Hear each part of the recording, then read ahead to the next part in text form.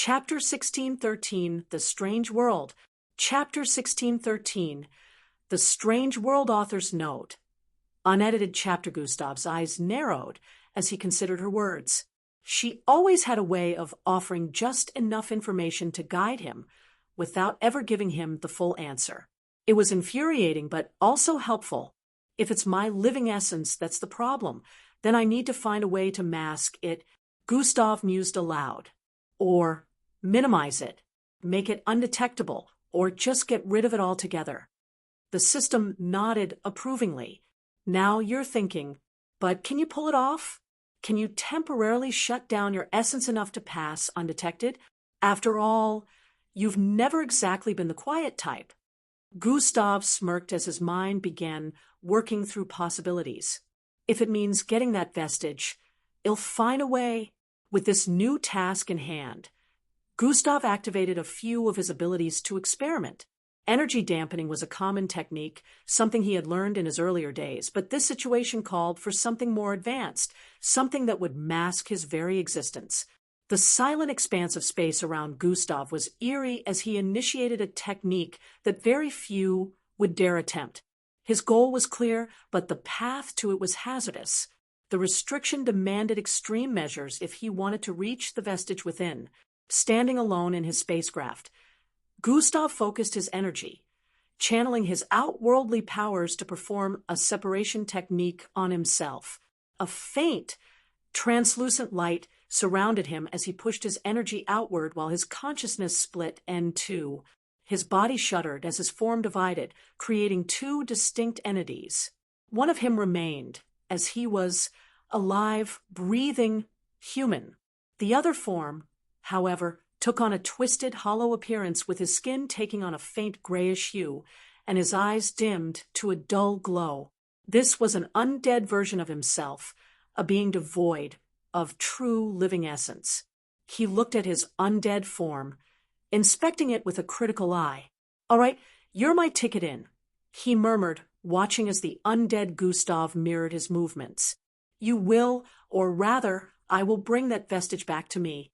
The undead version gave a slight nod. It was like Gustav's consciousness was split in two as well. Gustav left his other self outside as his undead version approached the barrier using the spacecraft.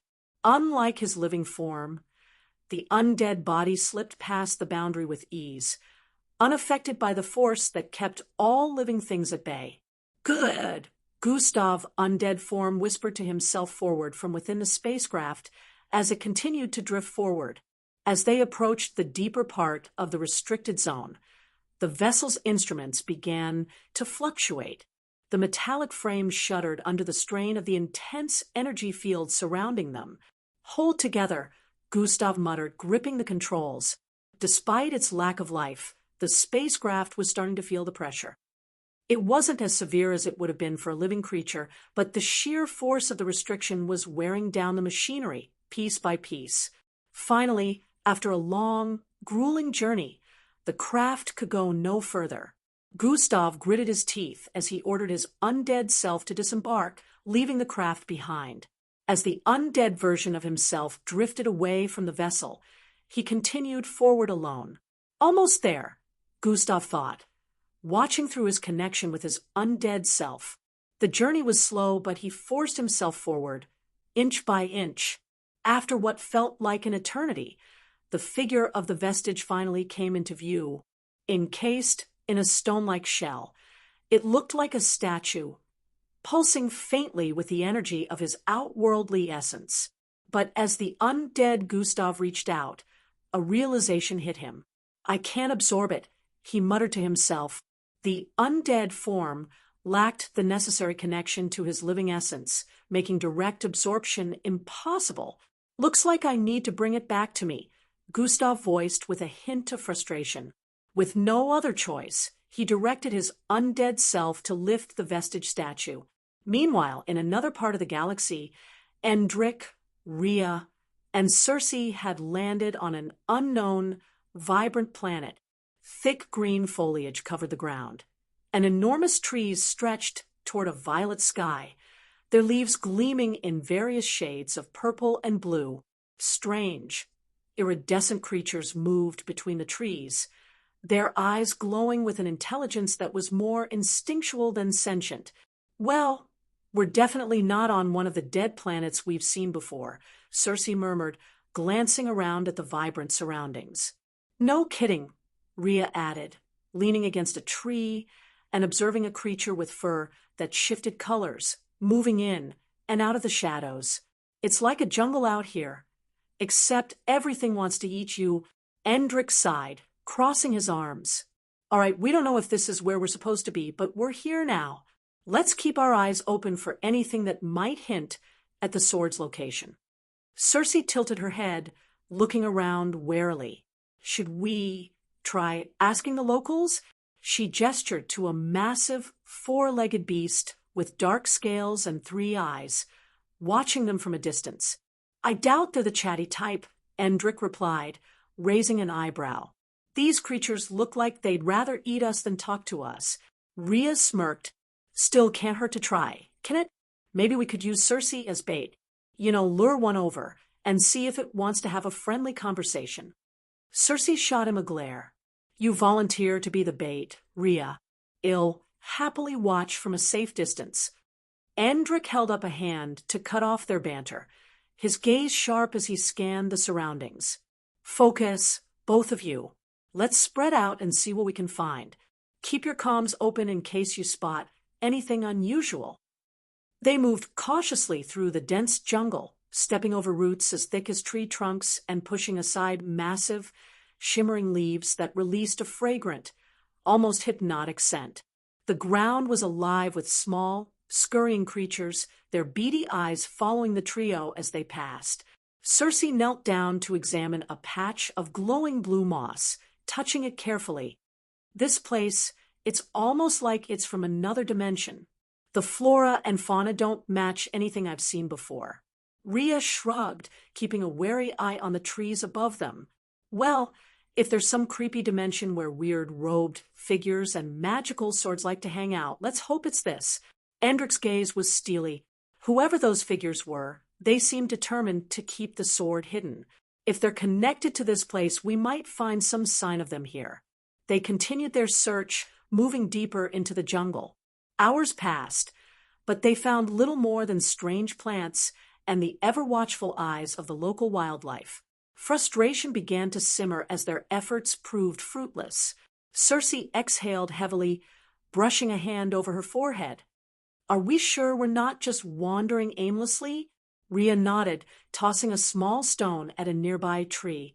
Yeah, we could spend a lifetime here and still find nothing. They had hoped to find a clue here, but hours had passed, and their efforts were leading nowhere. Maybe we're on the wrong track, she murmured, looking around. This place just doesn't feel right. Endrick, who had been deep in thought, shook his head slowly. It's strange, yes, but we can't just turn back now. There has to be a reason we're here. Those robed figures we saw, they must have been protecting something. Maybe they left a trace. Rhea flashed a grin. Or maybe they just have a weird sense of direction. What if we're just wandering aimlessly while they're laughing somewhere, watching us on some cosmic monitor? Cersei chuckled lightly, but Endrick remained focused. He knew they couldn't abandon their search without exhausting every lead. Let's spread out again, but stay within sight, Endrick instructed.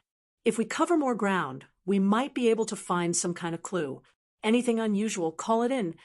The trio began a careful sweep of the area. Rhea ventured toward a nearby clearing, examining the rocks and unusual markings etched into the trees. Endrick, I don't think we're going to find anything here. Cersei called over the comm. There's nothing even remotely close to the other world's energy signature. It's like they left no trail at all. Endrick frowned, a sinking feeling settling in his stomach. Maybe they're hiding it with some kind of cloaking mechanism. These beings seemed powerful enough. Suddenly, Rhea's voice broke in, a mix of confusion and concern. Endrick? Cersei? You two might want to see this. Endrick and Cersei exchanged glances before hurrying over to Rhea's location. When they reached him, They found him standing in front of a massive stone structure, partially hidden by the foliage. Carvings covered its surface, symbols twisting and winding in patterns that seemed to move under their gaze. "What is this?" Cersei whispered, stepping closer to inspect the symbols. Endric reached out, running his fingers over the carvings. The stone was cold to the touch, but he felt a faint vibration beneath the surface, a kind of ancient energy that sent a chill down his spine. Chapter 1614, Reconstructing the String. Chapter 1614, Reconstructing the String author's note. Unedited chapter. Endric, Cersei, and Rhea stood before the massive stone carvings as the cold vibrations of ancient energy pulsed under Endric's fingertips. He could feel it, a distinct, almost electric resonance that was eerily similar to the energy he had tapped into when creating the karmic temporal string. It was as if the very stones held the memory of those dark-robed figures who had tried to mislead them. "This is it," he murmured, eyes narrowing as he pressed his hand against the carvings. "They've been here before. I can feel it. This place, it's connected to them, somehow. I can finally recreate the string." Rhea's eyes lit up with excitement. "So we're finally on track again? About time. Let's get this thing going." Cersei smiled in relief. "I was beginning to think we'd be wandering aimlessly forever. Let's do it. UNC." Endric closed his eyes, focusing all his energy into his core. His forehead emitted a greenish glow as he let his mind draw on the familiar patterns of the karmic string, time energy, mixed with space to pull back a layer from the past and use it to create a link. He felt the ancient energy align with his own. A faint shimmer appeared before him, like a silvery thread hanging in midair, slowly weaving into existence. The others watched in awe as the string solidified, glowing faintly, stretching outward, as if pointing the way to their next destination. But before the string could fully manifest, a deep rumble shook the ground beneath them, and the sound of heavy, echoing footsteps filled the air. Guys, we've got company," Rhea said as the shadows around them shifted. From between the trees and dense foliage, massive creatures emerged, their eyes glowing with a fierce intelligence. Each creature stood at least 20 feet tall, with bodies covered in coarse, blackened fur and scales. They had elongated limbs, tipped with razor-sharp claws that scraped against the stones as they moved. Their heads were a bizarre fusion of feline and reptilian features, with wide jaws full of serrated teeth and nostrils that flared with each heavy breath. Their tails lashed behind them like whips, creating gusts of wind that shook the trees and plants. "What the hell are these things?" Cersei's voice tinged with both fear and awe. "I don't know, but they don't look friendly," Rhea replied while taking a step forward. "Endric, you focus on creating that string. Well, handle these guys." Endric nodded, closing his eyes and deepening his concentration. The creatures seemed to sense his power. Their eyes narrowed as they fixated on him, drawn to the energy he was channeling. With a guttural roar, the creatures lunged forward, their footsteps shaking the ground. Cersei stepped in front of Endric, her eyes narrowing as she raised her hand. A wave of frost shot from her palm, expanding into a thick sheet of ice that raced across the ground, intending to freeze the approaching beasts. But as the frost neared them, it faded, barely reaching a fraction of its usual potency. Cersei gasped as her frost only managed to cover a small patch of ground. "My frost, it's not working like it should," she exclaimed while gritting her teeth. "These things are sapping my strength, somehow." Rhea clenched his fists while his eyes narrowed in on them. "They have a presence that weakens everything around them. It's like they're pulling the life right out of the air." With a determined yell, Rhea raised his arms, focusing his power to reshape the rocky terrain around him. Normally, he could manipulate the earth with ease, forming rocks into weapons or completely disintegrating the ground ahead, but now his ability felt sluggish, as if the very ground resisted his touch. Gritting his teeth, he managed to form a handful of pointy stone spears and hurled them toward the creatures. One of the beasts swatted the spears aside, roaring as it charged toward them, its eyes fixed on Endrick. Circe stepped in its path, channeling every ounce of her frost power, creating a wall of ice that crackled as it rose. The beast collided with the wall, smashing through it with a thunderous crash, sending shards of ice scattering across the ground. "Damn it, they're too strong," Circe shouted while dodging a swipe from the creature's claws.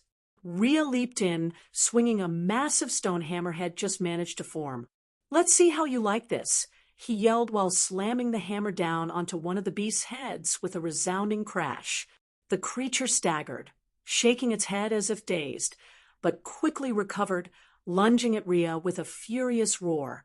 While Circe and Rhea battled the beasts, Endrick's focus remained unbroken. The string was nearly complete. Its shimmering thread stretched out into the distance, pointing the way. He could feel the energy of the ancient carvings merging with his own, the connection between him and the string growing stronger. "Almost there, just a bit more," he whispered as beads of sweat formed on his forehead. But the beasts weren't letting up. One of them clawed through the ground, sending a shockwave that caused Circe to stumble back. She narrowly avoided a swipe from another creature's tail, retaliating with a shard of ice she managed to form in her hand, thrusting it into the creature's flank. The beast let out a pained screech but retaliated, its claws slashing toward her. "Endrick, hurry up," she yelled before dodging another attack. The string glowed brighter as Endrick channeled his last reserves of energy into it. "Just a few more seconds," he called, feeling the string solidify with its direction now fully established. With a final pulse of energy, the karmic temporal string was complete, stretching forward like a beacon in the darkness. "Got it? The string is set. Let's move," Endrick shouted while opening his eyes. Rhea grinned, ducking under a claw swipe from one of the beasts. "About time. Let's get out of here." They immediately turned around and sprinted through the jungle, dodging the creatures as best they could. The beasts pursued them, roaring in frustration, but the group managed to stay just ahead, doing their best to avoid another clash with these insane creatures. Meanwhile, light years away, Gustav was nearing the edge of the restricted zone.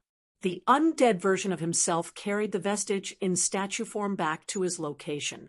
But as the undead Gustav approached, the radar on his spacecraft pinged, and Gustav's eyes narrowed as a swarm of small, agile ships surrounded him. "Space pirates," he muttered, watching as the ships closed in. These were ragged vessels, mismatched metal plating and haphazardly modified engines giving them a rough, almost cobbled-together appearance. The pirates themselves appeared on his monitor, a mix of various species with sneers and grins, each with a glint of greed in their eyes as they stared at the vestige. A gruff voice crackled over the comms, distorted by static. "That's quite a pretty piece you've got there, friend. Why don't you hand it over? And maybe we won't blast you to bits." Gustav smirked, unfazed. "I think you're biting off more than you can chew, friend." Another pirate, a lizard-like being with scales that shimmered dark blue, hissed, "Big talk for someone surrounded. Surrender the statue, and we might consider letting you live." Apparently, these pirates had gotten wind of treasure hiding deep within that restricted zone for a long time, but couldn't retrieve it. So they placed a beacon that would alert them if someone was to ever breach that part of space. Gustav rolled his shoulders as a faint smile appeared on his face. "Well, since you put it that way..." He raised his hand, and in a burst of light, merged with his undead form, his power surging as the vestige statue returned to his grasp. The pirates paused as their expressions changed from smug confidence to worry, watching Gustav's aura intensify. One of the pirate leaders, a massive, horned brute with red skin, barked an order. "Take him down. Well, pry that treasure from his corpse if we have to." In unison, the pirate ships opened fire, beams of energy and projectiles filling the space around him. Gustav moved with blinding speed, evading the attacks with ease. His movements were almost casual as he dodged their assaults. With a flick of his wrist, he sent out a pulse of energy that rippled through space, pushing the ships back with sheer force. One of the smaller ships spiraled out of control, crashing into a nearby vessel. The explosion cast a fiery glow across the darkness. Gustav chuckled, watching the panic spread among the pirates. "You were warned, you. Do not blame me for what is about to happen," Gustav voiced with a chilly and unyielding tone. In the next instant, he extended his hand, forming a sphere of energy that glowed with intense heat. He hurled it toward the nearest cluster of pirate ships, causing the sphere to explode on impact and sending shrapnel and fire across the battlefield. Do not forget to check out my audio series on Pocket FM, the Sin System Novel Pocket FM. One link, me/2IE7/E5Dijo. Chapter 1615, The Gustavo Vessel. Chapter 1615. The Gustavo Vessel author's note. Unedited chapter in the next instant. He extended his hand, forming a sphere of energy that glowed with intense heat. He hurled it toward the nearest cluster of pirate ships, causing the sphere to explode on impact and sending shrapnel and fire across the battlefield. Their formations broke as the pirates scattered while trying to escape the onslaught. One of the pirates shouted over the comms, "Retreat! He's not worth it. This guy's a monster." But Gustav was relentless. He closed in on the retreating ships with a merciless glint in his eyes. One by one, he dismantled the pirate fleet, leaving only a few survivors who fled into the depths of space with their tails between their legs. Once the battlefield was silent, Gustav turned back to his spacecraft. Satisfied, with the vestige statue now secure, he could finally absorb it. "Well, that was a nice warm-up," he muttered while glancing at the vestige with a glint in his eyes. Floating before the statue, Gustav could feel its overwhelming presence. The vestige thrummed with a resonance that tugged at his very core, as though calling out to its rightful owner. He placed his hand on the statue, and immediately it began to dissolve into threads of golden and silver light, spiraling around him. "Here we go again," Gustav muttered, closing his eyes and bracing himself. As the light engulfed him, the familiar sensation of power coursed through his veins. The energy of the outworldly merged with him once more, granting him yet another 1% of his original strength. The wreckage of the space pirate fleet still glowed faintly in the distance as Gustav floated in silence, holding the newly absorbed vestige within his core. The sensation of another 1% of his outworldly strength merging with his essence was overwhelming, yet familiar. It coursed through him like molten power, sharpening his senses and stretching the boundaries of his understanding of existence. Gustav's entire body emitted a radiant glow, and his vision momentarily blurred as the boundaries of the physical world seemed to stretch and fold around him. He felt his mind expand, brushing against the edges of upper dimensions, their threads visible and tangible to him in ways that no mortal could comprehend. "Fold dimensions, weave reality," he murmured to himself. As a flood of knowledge surged through him, he saw pathways that could bridge galaxies, routes through space that defied time, and even ways to manipulate the very fabric of existence. 4%, just 4%, and already this much. What will it be like when I'm whole again? Gustav tested his newfound strength, raising a hand and folding a nearby pocket of space upon itself. With space folded, several light years of nothingness had been turned into a small round space that Gustav could enter at will. So, this is what they meant by folding dimensions, Gustav murmured to himself. The void rippled and shimmered as he manipulated it, bending it into an intricate shape before releasing it, just as he was about to step back into his spacecraft. Faint whispers began to fill the silence of space.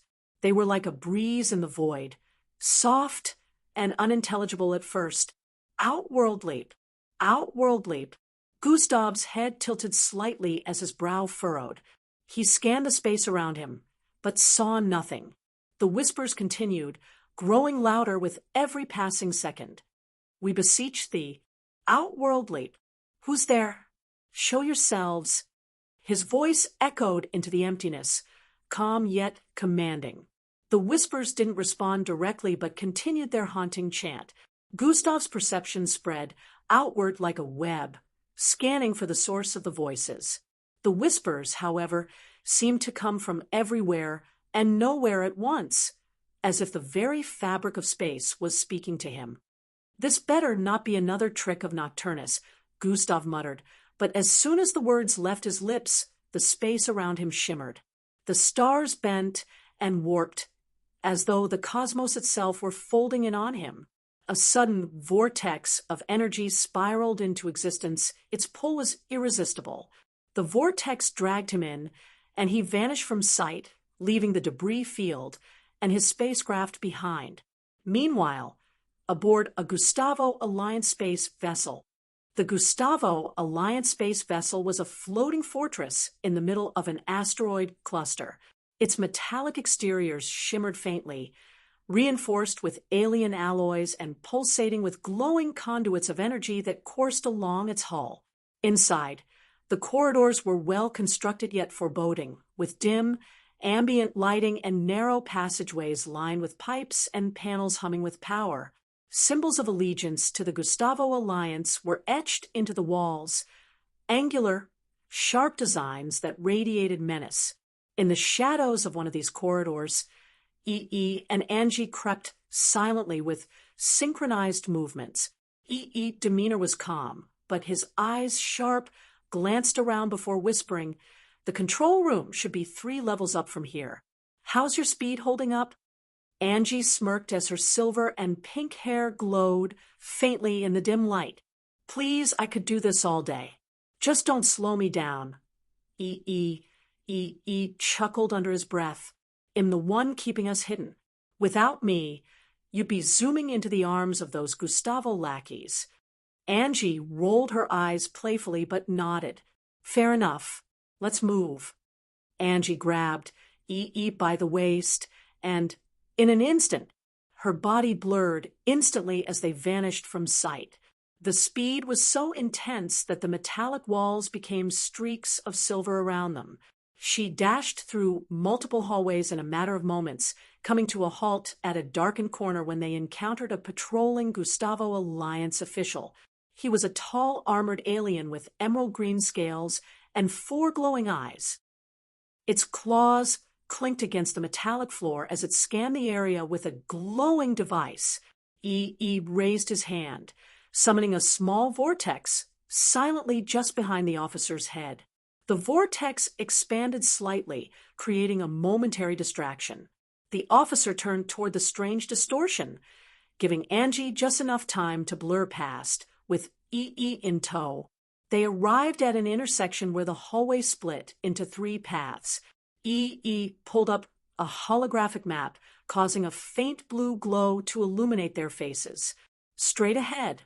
The main control room is just beyond that central chamber," EE said, pointing to the route. "But there's bound to be more guards up ahead." Well, me too. Before he could finish, a low hum reverberated through the air, followed by heavy footsteps approaching from behind. Angie's sharp ears picked up the sound instantly. "Company's coming," she whispered. "Fast. What's the plan?" EE smirked as his fingers weaved through the air. "You go ahead and blitz through the guards. It'll deal with whoever's behind us. They want to know what hit them." "Got it." Angie nodded. She darted forward in a blur, increasing her speed to the extent that the gust of wind she left behind extinguished the dim lights in the hallway. The vast expanse of space stretched endlessly around the small spacecraft housing Eldris, Elevra, and Falco. The ship groaned softly as they cruised through a debris-laden asteroid belt, keeping their distance from a massive Gustavo Alliance vessel looming in the distance.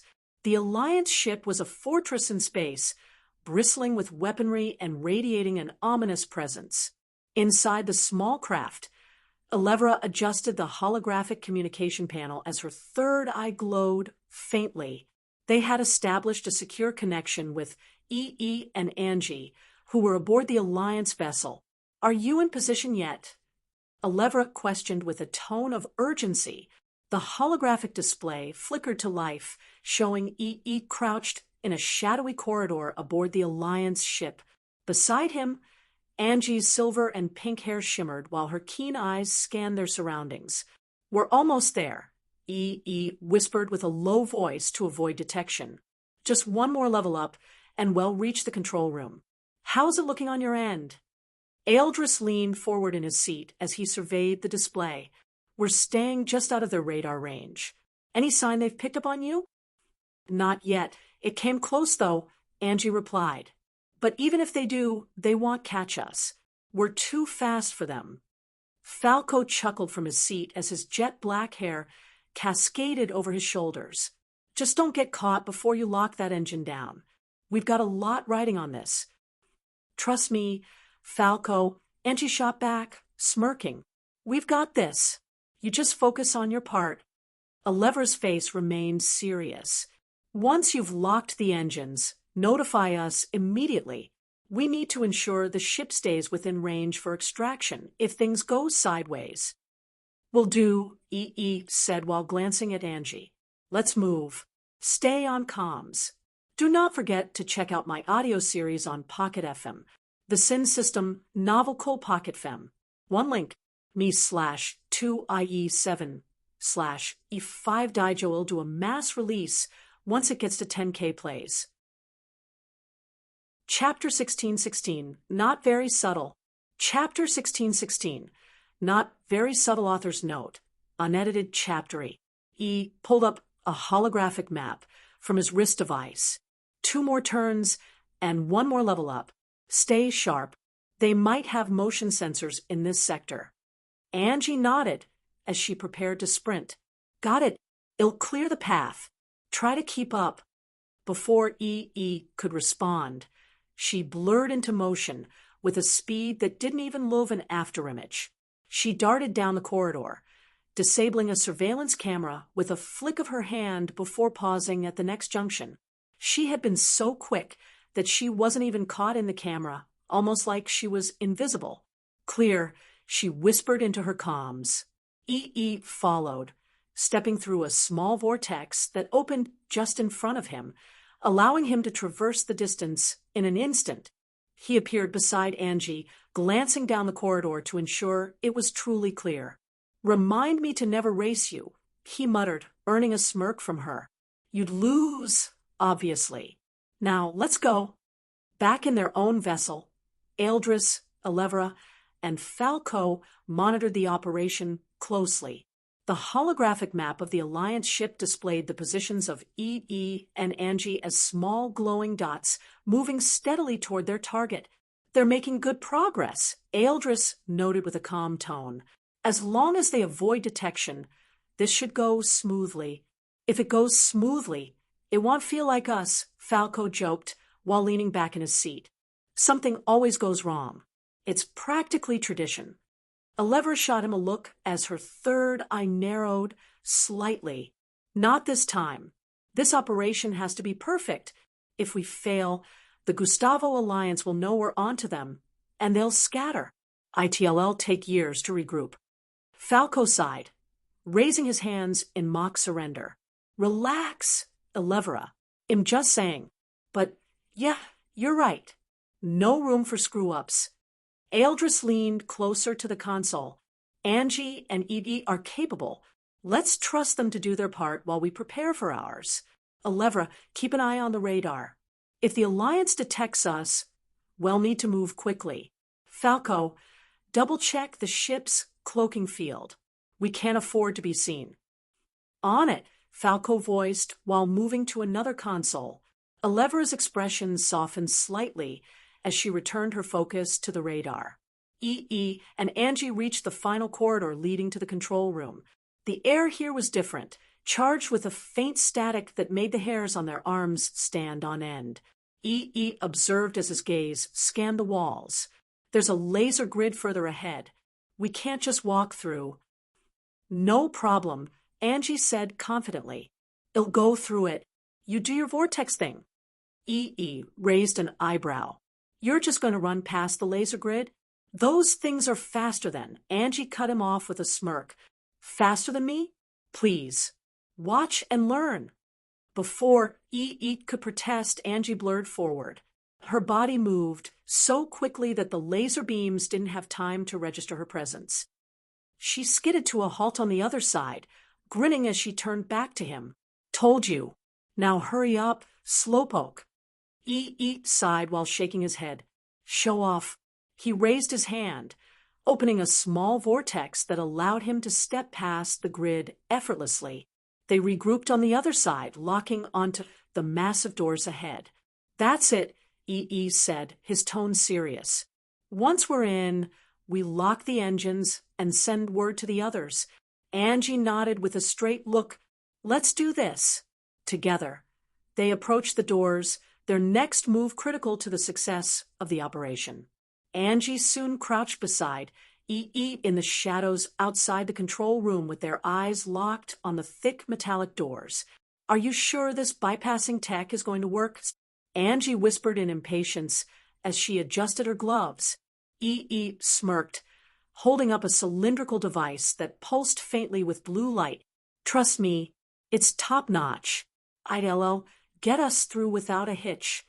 Angie raised a brow as her silver and pink hair caught the faint glow of a nearby conduit.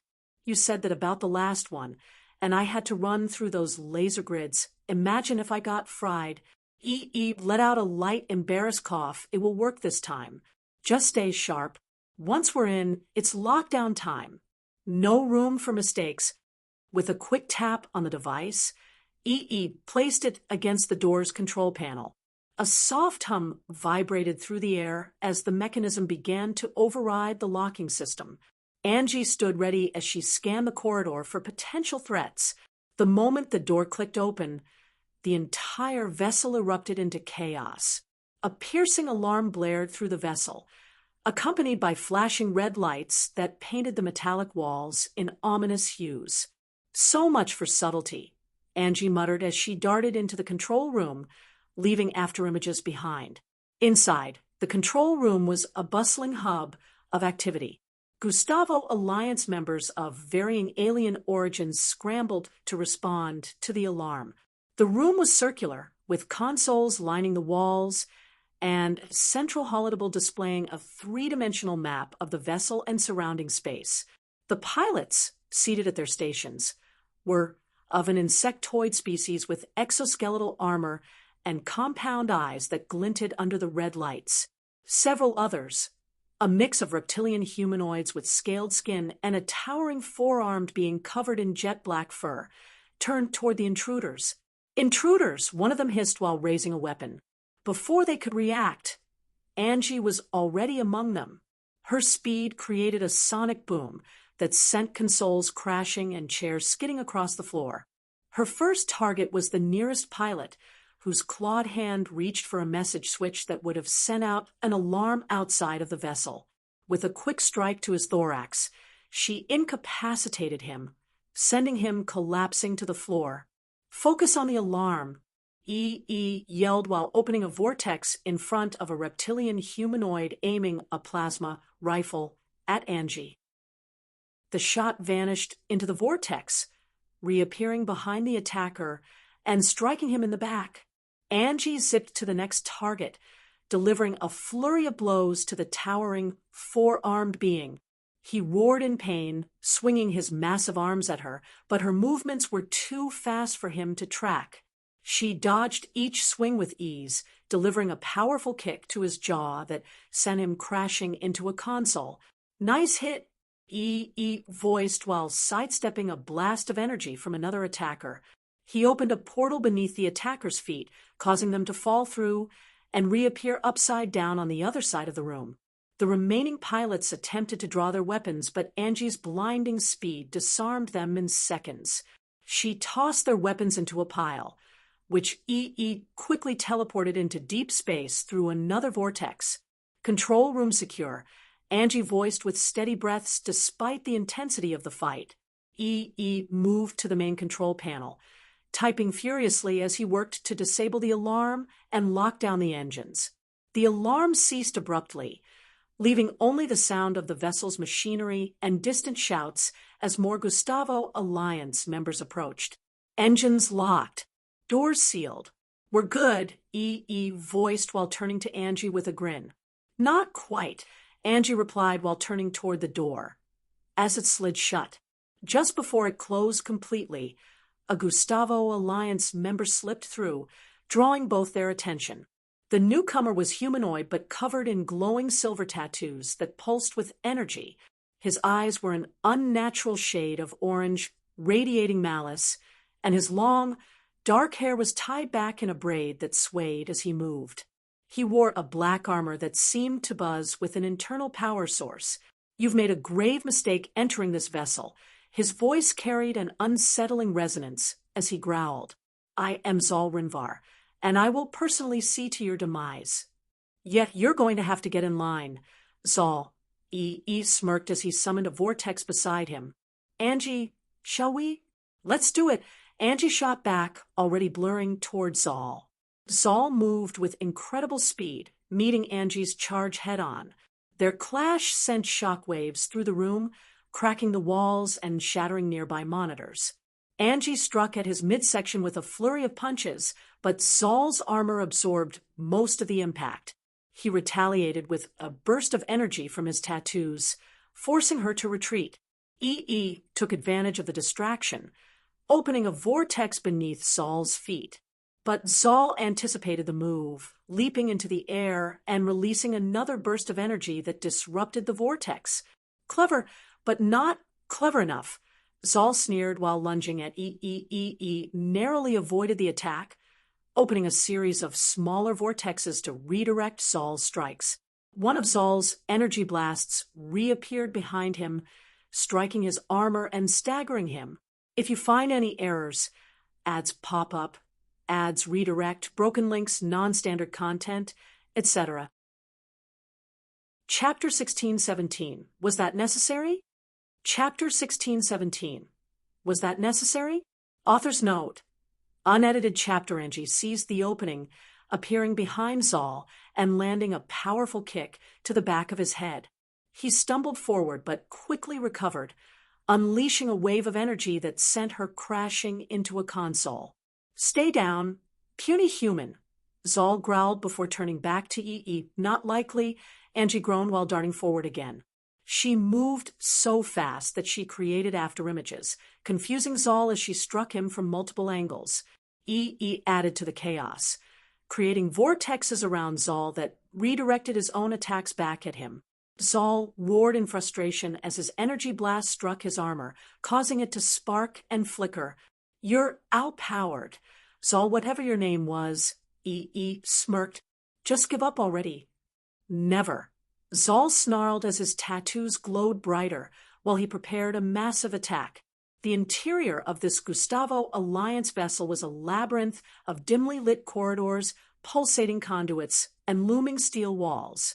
A faint, metallic vibration reverberated through the air, punctuated by the occasional hiss of steam escaping from pipes.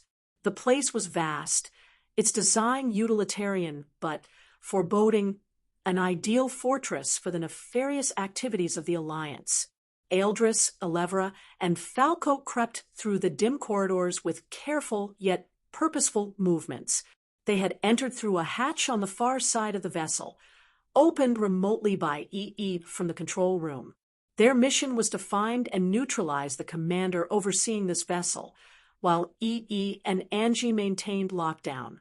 Eldris raised his hand, gesturing for silence. His glowing multicolored flickered faintly as he scanned the area. "They'll know we're here soon enough." "Elevra, can you sense anything?" Elevra third eye glowed faintly as she concentrated. "The life signatures are dense in this section. A lot of them are clustered a few corridors ahead. If we go that way, it's going to get messy." Falco grinned upon hearing this. "Messy? That's my specialty. Let's introduce ourselves." Eldris shot him a warning glance. Stay sharp. This isn't a game. The trio moved forward cautiously, but their stealth didn't last long. As they turned a corner, they found themselves face to face with a squad of Gustavo Alliance members, a mix of armored reptilian humanoids and insectoids with chitinous exoskeletons. Intruders, one of the reptilian soldiers hissed while raising an energy weapon. The corridor exploded into chaos as the Gustavo soldiers opened fire. Eldris raised his hand as he moved, and a multicolored wave swept through the air, deflecting the incoming projectiles. The soldiers staggered under the energy suppression field as their movements slowed, as if they were wading through water. Elevra, Eldris called. Elevra stepped forward as her third eye flared brightly. A beam of purple energy shot from the glowing eye, striking the nearest soldier. The beam didn't just wound. It shrank the soldier's weapon to the size of a pebble, leaving him defenseless. Falco, on the other hand, lunged forward with his arm morphing into a dark blade. He ducked under a swipe from one of the insectoid soldiers, spinning to deliver a precise strike that severed one of its clawed arms. Messy enough for you, he quipped. Focus, Falco. Eldris barked as he sent another wave of multicolored energy rippling through the corridor, sending several soldiers crashing into the walls. Despite their initial success, more soldiers poured into the corridor. In the control room, the battle between E.E., Angie, and Saul raged on. The room was a chaotic mess of shattered consoles, flickering holodisplays, and the hum of failing systems. Saul stood in the center of the room as his silver tattoos glowed with an eerie light while he unleashed bursts of energy. His movements were quick and relentless. Angie blurred forward, creating shockwaves with her speed as she darted around Zal, aiming strikes at his midsection. But Zal anticipated her moves, his tattoos flaring as he conjured a barrier of shimmering energy that sent her flying backward. E.E., standing near the control panel, opened a vortex in the path of Zal's next attack. The energy blast disappeared into the vortex, reappearing behind Zal, but he swiftly sidestepped, evading it. Don't take me for a fool. I learn from my mistakes. Zal growled while turning toward E.E. You're a pest, vortex boy. Let's see how well you fight up close. He lunged forward as his fists glowed with energy. E.E. narrowly dodged the first punch, opening a vortex to teleport himself across the room. Angie, a little help here. Angie was already moving. She appeared behind Zal in an instant. She landed a powerful kick to the back of his knee, causing him to stagger. I've got you, vortex boy. Try to keep up, she voiced sarcastically, causing E.E. to shudder. The two worked in tandem as Angie, using her speed to keep Zal off balance, while E.E. redirected his attacks with his spatial manipulation. Despite their efforts, Zal's power was immense, and his resilience made him a formidable opponent. Back in the corridors, Eldris, Elevra, and Falco were fighting desperately against the seemingly endless wave of Gustavo Alliance soldiers. The smell of burnt metal and the sound of energy blasts filled the vicinity. Elevra created a barrier of purple energy, shielding the group from an incoming volley of projectiles. We can't keep this up forever. We need a plan. Eldris' eyes narrowed. We push through. The commander has to be close. Falco, take point. Elevra, cover us. Let's move. Falco charged forward, slicing through the enemy ranks with his dark blade. Figures were smoothly cleaved in two, while Falco did his best to limit his power so as not to end up destroying the entire vessel from the inside out. Fortunately, he had managed to carve a path through the enemy ranks. Eldris followed, sapping color from the surroundings and slowing their opponents, while Elevra fired purplish beams from her third eye to incapacitate the most dangerous threats. We'd better find him, Falco shouted as he slashed through a towering reptilian soldier. We will, Eldris replied with a calm voice despite the chaos. Keep moving. We're almost there. In the control room, Zal was beginning to show signs of strain. His movements were slower, his energy blasts less precise. EE and Angie seized the opportunity to press their advantage. "You're not rebooting anything," EE voiced while opening a vortex beneath Zal's feet. The vortex pulled at him, destabilizing his stance. Angie appeared behind Zal, delivering a rapid series of punches to his midsection. "Stay down, big guy," Zal roared as he gathered energy from every inch of his tattoos and unleashed a wave of energy that sent both EE and Angie flying. He turned toward the control panel, his intent clear. "Oh no, you don't," EE shouted, opening a vortex in front of the control panel. The vortex absorbed Zal's hand as he reached for the controls, sending it through another vortex that dropped it harmlessly into empty space. He tightened his fist, and the vortex instantly closed around Zal's hand, causing it to get severed immediately. "Arg!"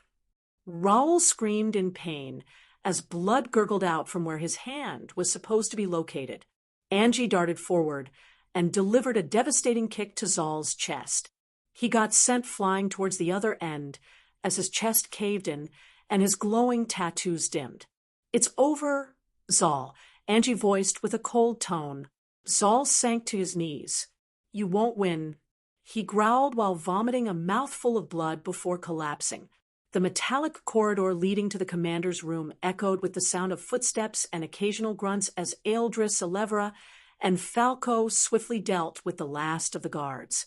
The walls were lined with faintly glowing conduits, pulsating with the lifeblood of the ship's energy systems. 6 Gustavo Alliance guards blocked the massive reinforced door leading to the commander's quarters. They were armored in black suits with glowing red visors, wielding energy lances that crackled with deadly power. Falco stepped forward as his dark hair fell over one eye while he smirked. "6 of you? 2 less." The guards snarled, readying their weapons, but before they could act, dark, writhing tentacles phased out of Falco's body. The inky appendages moved with terrifying speed, snatching the guards off their feet and slamming them into the walls. Heads bursted open, but the tentacles weren't done. It ripped some in 2 halves and flung their remains to a far distance. "Falco, was that necessary?" Eldris' multicolored eyes shimmered as he surveyed the carnage. Green and purple blood splattered the corridor, painting the walls in gruesome hues. "Necessary? No. Fun. Definitely," Falco replied, his grin widening as the tentacles tore another 1 guard in half, spraying the floor with viscous green liquid. Elevra sighed as her third eye glowed faintly. She slowly stepped past the carnage. "You could have at least let us interrogate one of them. Now, we'll never know what's waiting inside." Chapter 1618 Ominous Predicament. Chapter 1618 Ominous Predicament Author's Note. Unedited chapter *** doesn't matter. We kick the door down. We deal with whatever's there ***, Falco said, the tentacles retracting into his body as he approached the massive door. ###, the commander's room. A scandalous scene with a powerful kick. The heavy door burst open, revealing a sprawling, luxurious room. Unlike the rest of the ship, the commander's quarters were decadently adorned. Silken drapes in shades of crimson and gold hung from the walls, and the air was thick with the musky scent of burning incense. A massive circular bed sat in the center of the room, its silken sheets in disarray. On the bed, the commander, a towering reptilian humanoid with dark green scales and glowing yellow eyes, was entangled with 2 females of different species. One was a humanoid with soft, pink skin and pointed ears, while the other was an alien with shimmering, blue translucent skin and gills along her neck. Both were naked, their startled expressions frozen as they turned to face the intruders. ***, what in the... The commander roared, his voice a deep guttural growl. He scrambled to grab a weapon from the bedside table, his movements clumsy in his panic. Falco stepped into the room, his dark hair falling over his face as he smirked. Asterisk, asterisk, well, this is awkward. Didn't mean to interrupt your little session. Who are you lots? Guards?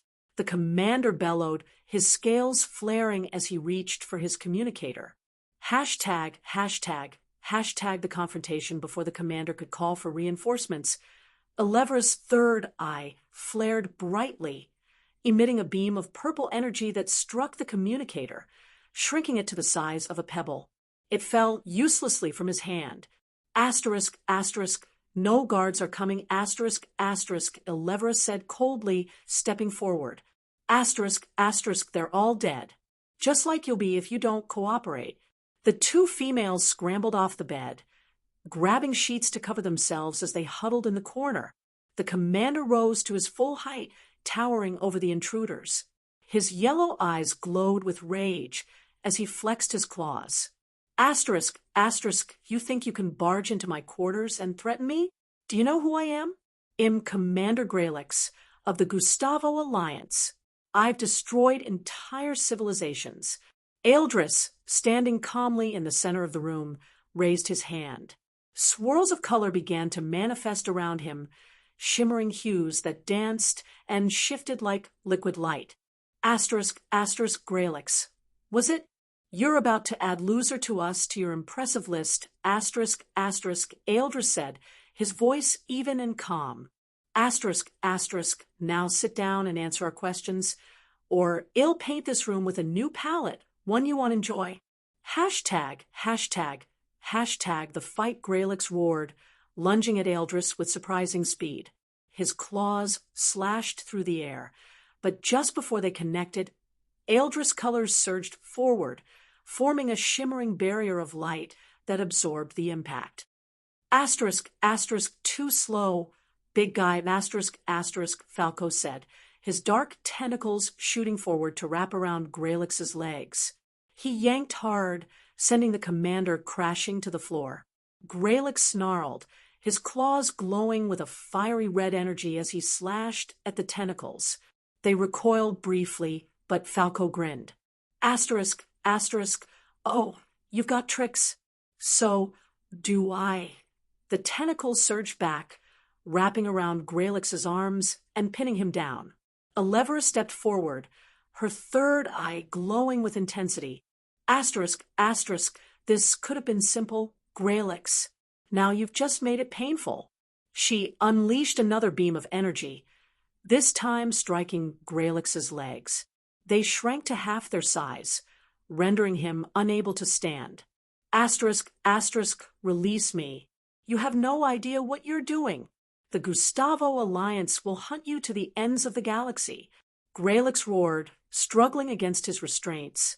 Eldris walked closer, his multicolored barrier shimmering around him. Asterisk, asterisk, we're not interested in your threats, Commander. We want information. Where is your base of operations?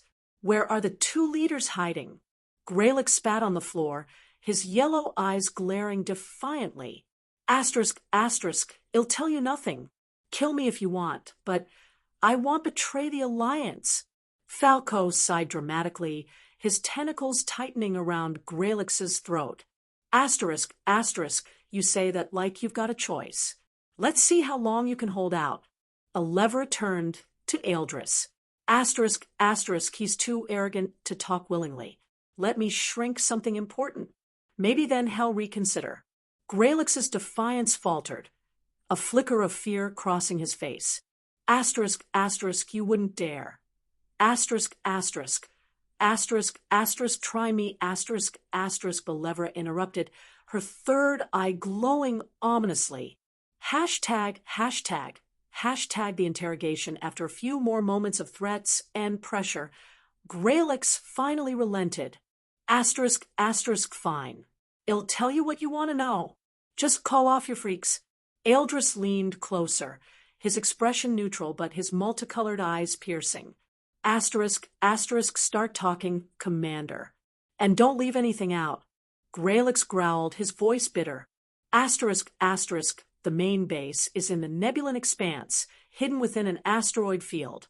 The two leaders you're looking for, I don't know their exact locations, They keep themselves hidden, even from us. Falco tightened the tentacles slightly. Asterisk, asterisk, you're holding back, Commander. I can feel it. What else? Gralix hissed in frustration. Asterisk, asterisk, there's a relay beacon in this ship's databanks. It contains encrypted coordinates for one of the leaders, but you'll never crack it. Elevera smirked. Asterisk, asterisk, we'll see about that.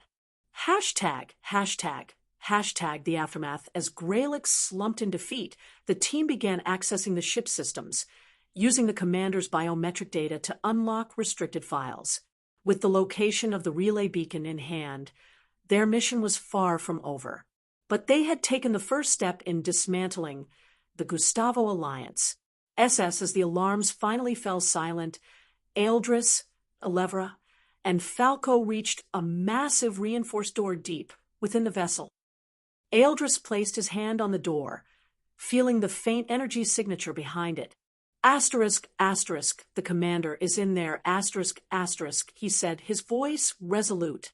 Asterisk, asterisk, then let's finish this, asterisk, asterisk, Falco said, his energy blade glowing brightly.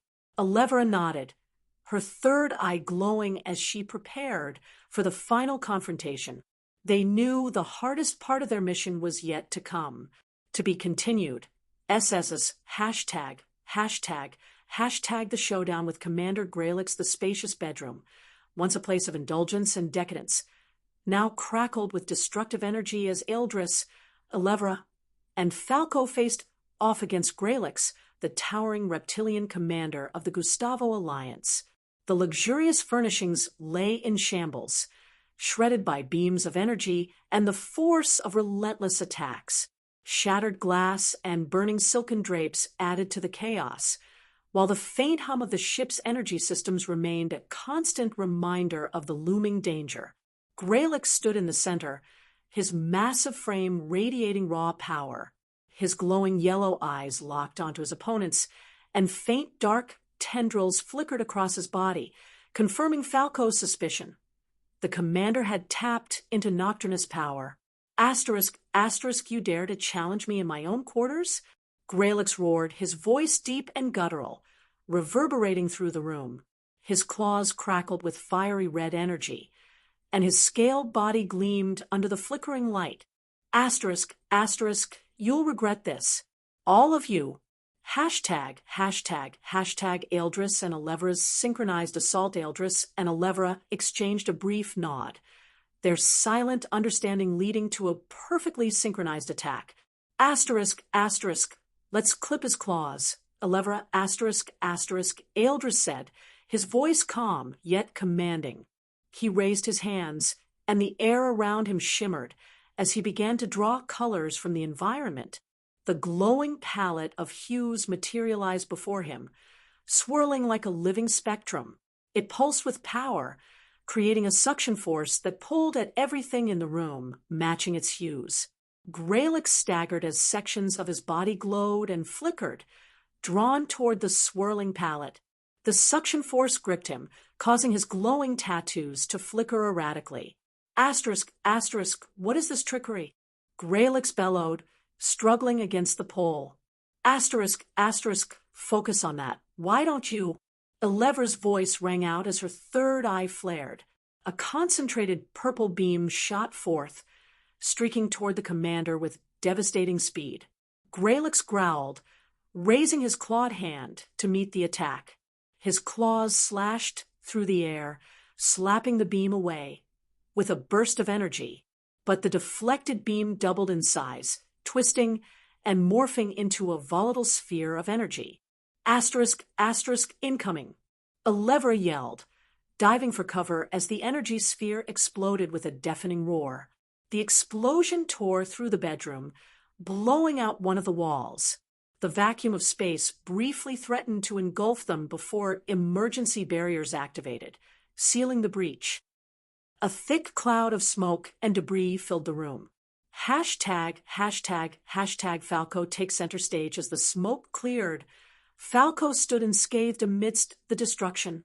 His dark hair hung over his forehead, and his piercing gaze locked onto Grelix, who stood panting, his scales charred in places but still exuding defiance.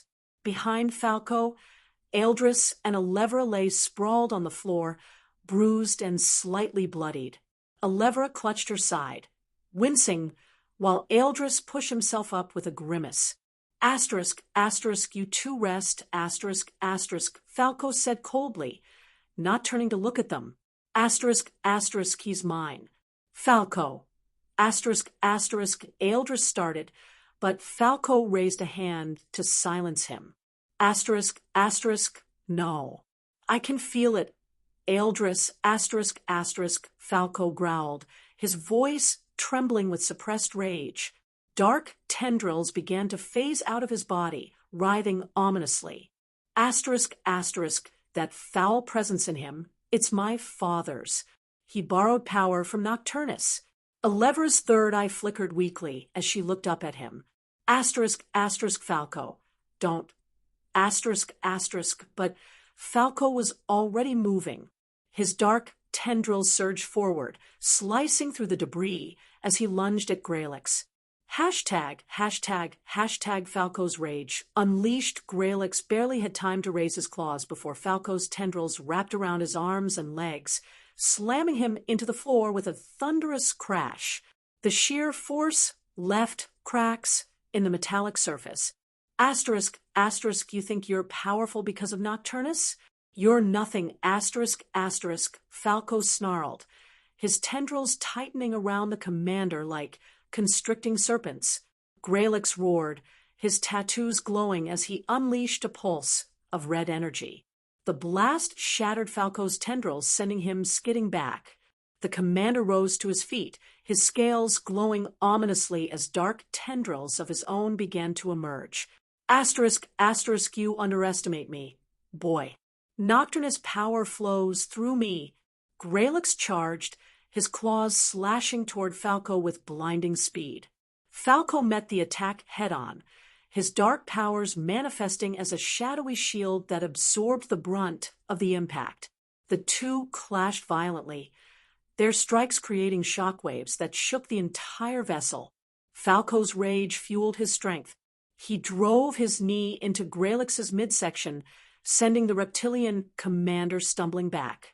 With a roar, he unleashed a wave of dark energy that engulfed Grelix, slamming him into the far wall. Hashtag, hashtag, hashtag the turning point. Grelix staggered to his feet, his breathing labored. His tattoos flickered, their glow dimming as his connection to Nocturnus power waned. Asterisk, asterisk, you can't win, asterisk, asterisk, Falco said, advancing slowly. His tendrils writhed around him, ready to strike. Asterisk, asterisk, your borrowed power is nothing compared to mine. Grelix snarled, lunging forward in a desperate attempt to turn the tide. But Falco was ready. He sidestepped the attack and drove his fist into Grelix's chest, sending the commander crashing into the floor. Before Grelix could rise, Falco's tendrils pinned him down, wrapping around his arms, legs, and throat. The commander thrashed and roared, but he was no match for Falco's relentless assault. Falco's dark eyes glinted with fury as he raised a tendril, poised to deliver the killing blow. Asterisk, asterisk, you don't deserve to live, asterisk, asterisk, he growled. Hashtag, hashtag, hashtag, Eldris intervenes, asterisk, asterisk, Falco. Stop. Eldris' voice rang out, firm and commanding. Falco hesitated, his tendrils trembling as he turned to look at Eldris. Asterisk, asterisk, why? He's a servant of Nocturnus. He deserves to die. We need him alive, asterisk, asterisk, Eldris said, stepping forward. His multicolored eyes glowed faintly as he spoke. Asterisk, asterisk, he has information we need. Killing him now would be reckless. Falco's grip tightened around Grelix, his jaw clenched in frustration. Asterisk, asterisk, he's a monster? Eldris. You didn't feel it like I did. Nocturnus' presence. He's dangerous. And that's exactly why we need him alive, asterisk, asterisk, Eldris replied calmly. Asterisk, asterisk, if he's connected to Nocturnus, he might know more than we realize. Killing him won't solve anything. Falco growled low in his throat, but after a tense moment, he released the tendrils, letting them retract back into his body. Gralix lay on the floor, battered, and gasping for breath.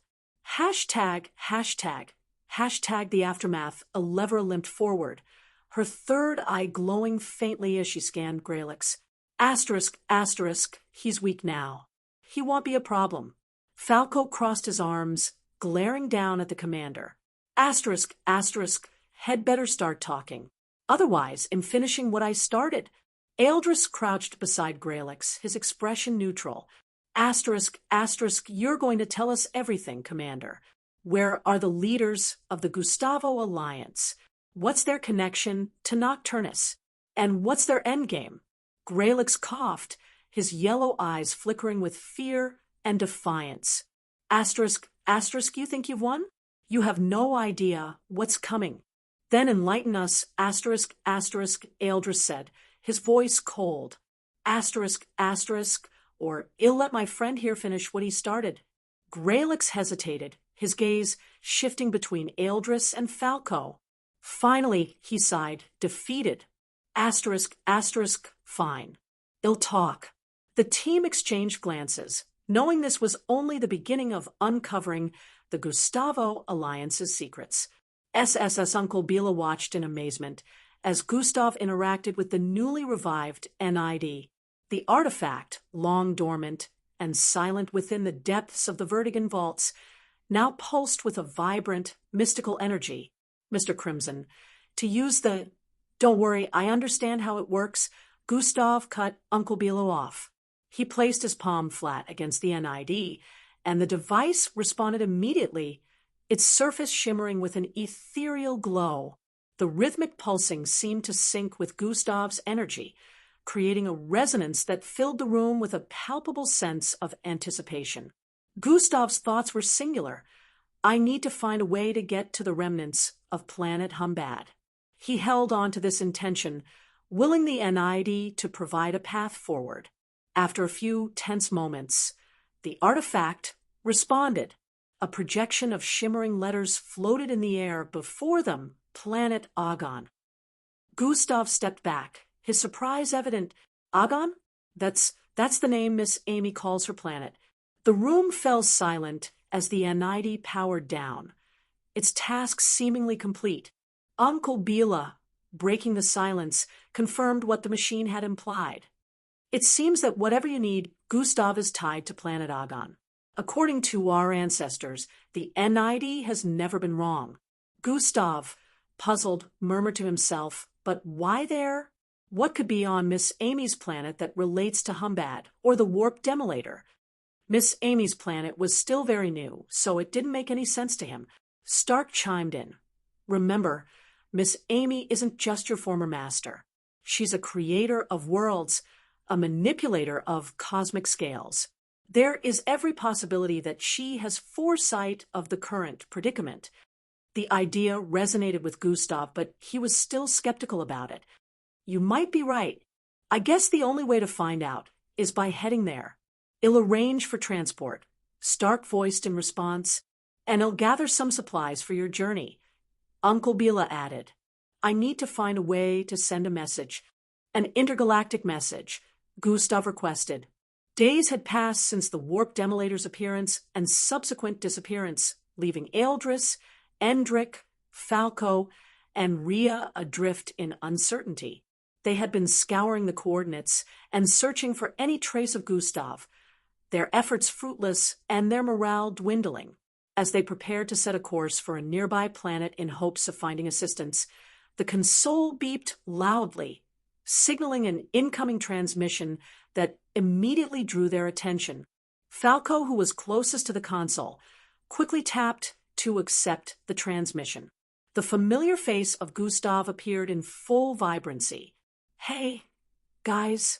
The group exchanged looks of relief, mixed with confusion upon his appearance. Rival, we've searched everywhere. Where did you vanish to? Rhea was the first to yell out. I'm on Earth, Gustav revealed. You're on Earth? How did you end up there? Falco voiced in shock. It's Stark's doing. It's a long story. They'll fill you in later. But I'm all right. We thought we lost you. How are you going to get back? Eldris inquired. I'm not coming back just yet.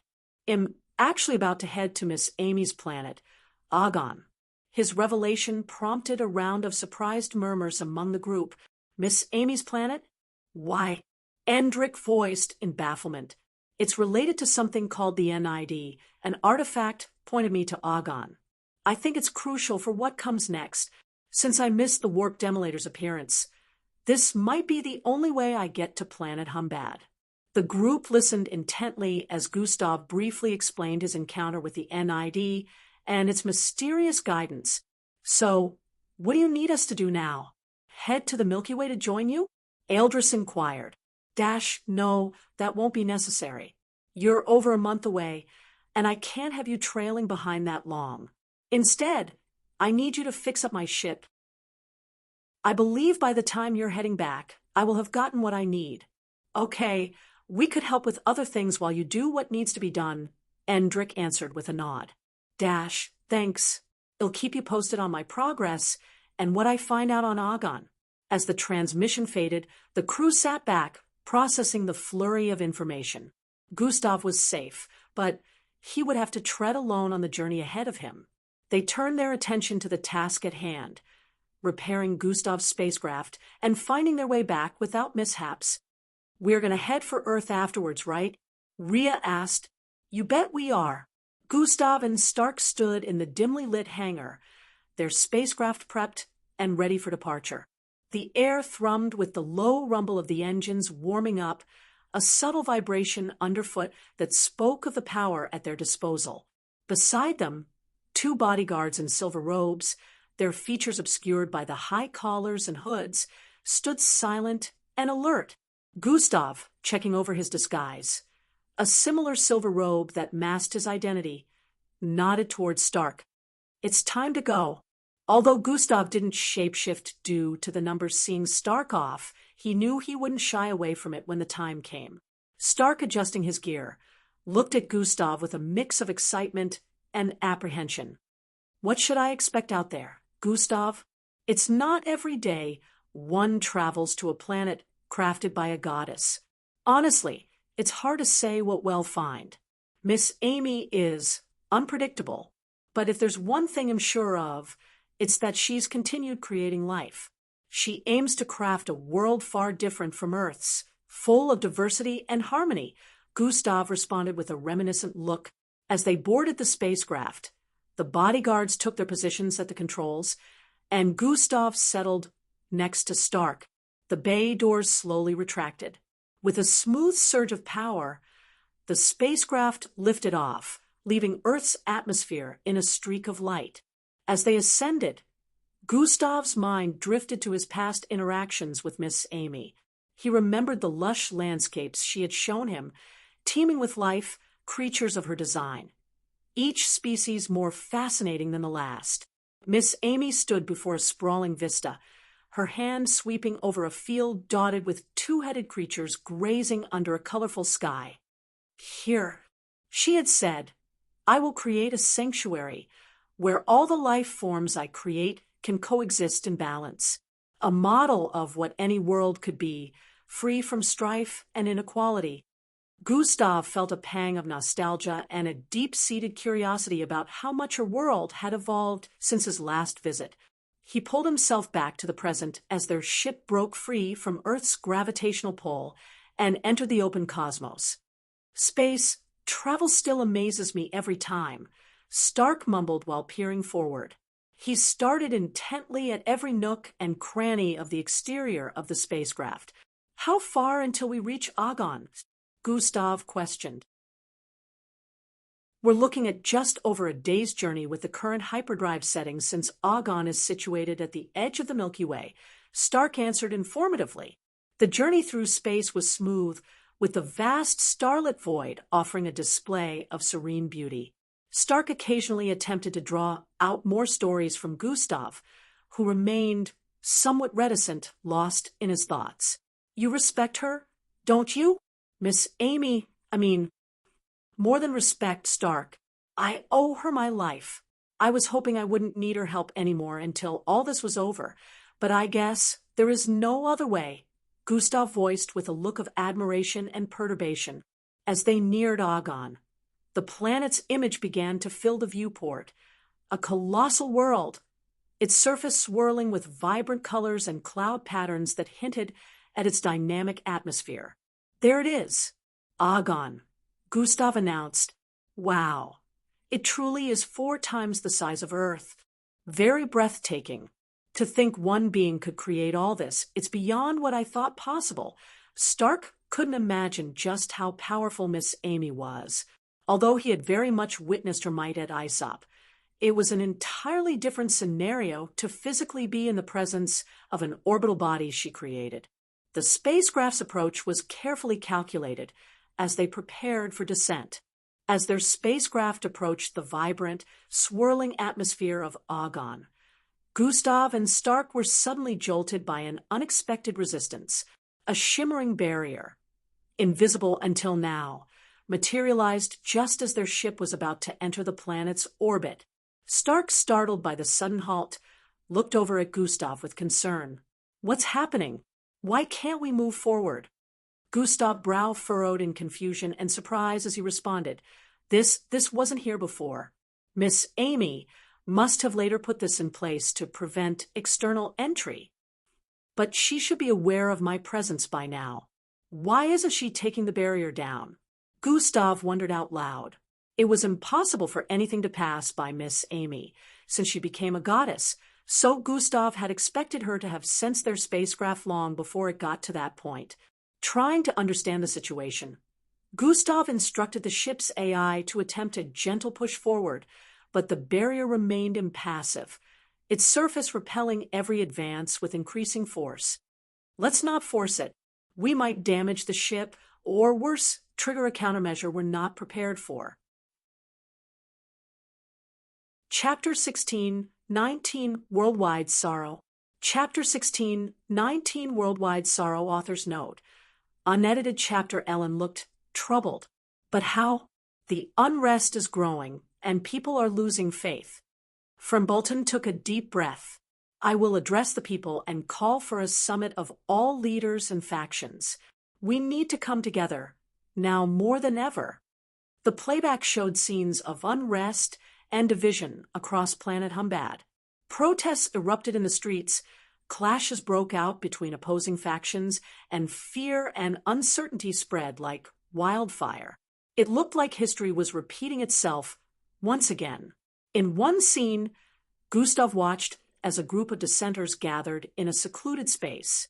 Their faces were filled with anger and frustration, their voices hushed but intense. We cannot trust from Bolton the 88th, one of them said with a tone of conviction. His methods are weak, and our survival is at risk.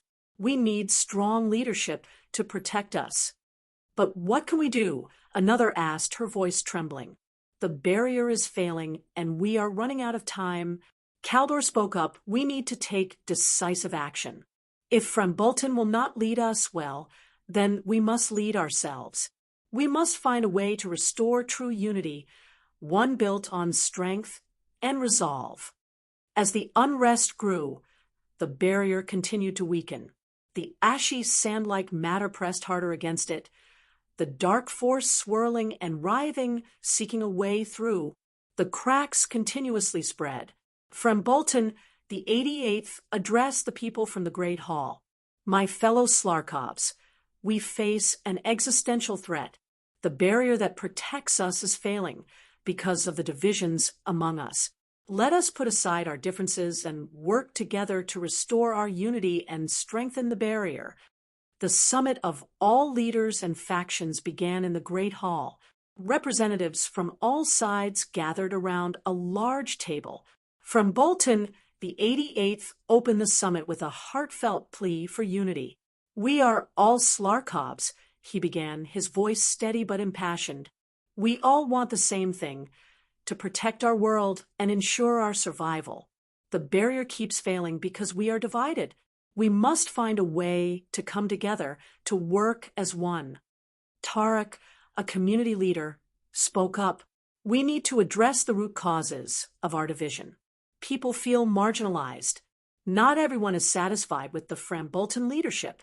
We must ensure that all voices are heard and that our society is built on cooperation. Caldor, the fierce dissenter, countered. We need strong leadership, not appeasement. The barrier is failing because we are weak. We must take decisive action to protect our people. The debate continued, with each side presenting their views and concerns. As the summit progressed, Frambolton the 88th worked tirelessly to mediate and find common ground.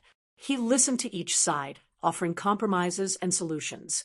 Slowly, some progress was made, and a tentative sense of hope began to emerge. In one scene, Gustav watched as Frambolton the 88th met with Tarek and Caldor in a private chamber. The atmosphere was tense, but there was a glimmer of understanding. Tarek, Caldor, Frambolton said, his voice sincere, I know we have different views on how to protect our people, but we must find a way to work together. The barrier is failing, and our survival depends on our unity. Tarek nodded. I agree, Chief Frambolton. Unity is our objective. Caldor, though still defiant, softened slightly. I understand the need for unity, but we must also be strong and decisive. We cannot afford to be weak. Frambolton smiled, a sense of relief washing over him. Then let us find a way to balance strength with compassion. Together, we can restore our unity and protect our world. The only way that works is if you step down as chief. Caldor's words caused a smile to vanish instantly. But why? Chief Frambolton the 88th questioned with a low tone. It is quite obvious that your methods have failed to foster peace and unity, whereas your fathers worked. The Slarkovs need a decisive leader that will continue your father's legacy, not some weak-willed leader who is unwilling to get his hands dirty. Caldor stated with a strong look of disgust.